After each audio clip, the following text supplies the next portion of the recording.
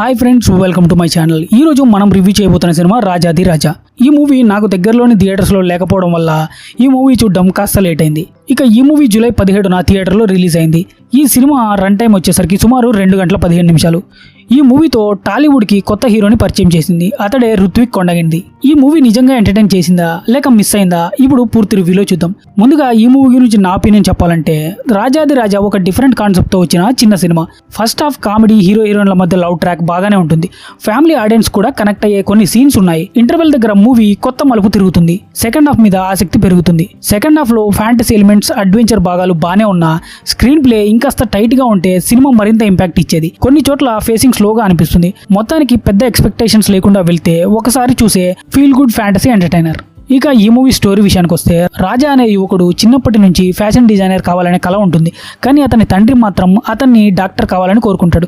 దీంతో రాజా తన నిజమైన కలను చెప్పకుండా 2 జీవితాలు గడుపుతుంటాడు. ఈ సమయంలో అతని జీవితంలోకి ఆద్య అనే అమ్మాయి వస్తుంది. ఇద్దరి మధ్య ప్రేమ మొదలవుతుంది. అయితే అనుకోకుండా జరిగిన ఒక సంఘటనతో రాజా పూర్తిగా కొత్త ప్రపంచంలోకి వెళ్లాల్సి వస్తుంది.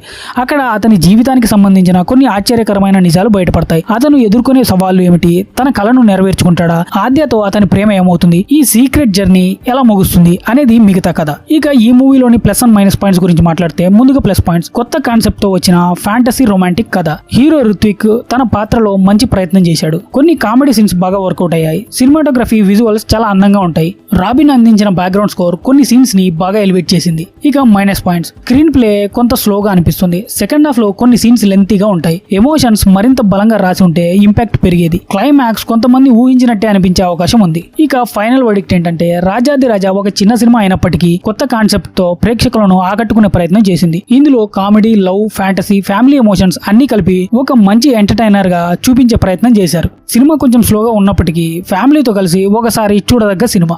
ఇక ఈ మూవీకి నేను ఇచ్చే రేటింగ్ 2/5. ఇలాంటి డీటెయిల్డ్ మూవీ రివ్యూస్ కోసం నా ఛానల్ ని సబ్స్క్రైబ్ చేసుకుని, వీడియో నచ్చితే ఒక లైక్ వేసుకోండి. ఈ మూవీ మీరు చూసుంటే మీకు ఎలా అనిపించిందో కామెంట్ చేయండి. Thank you for watching. జై హింద్.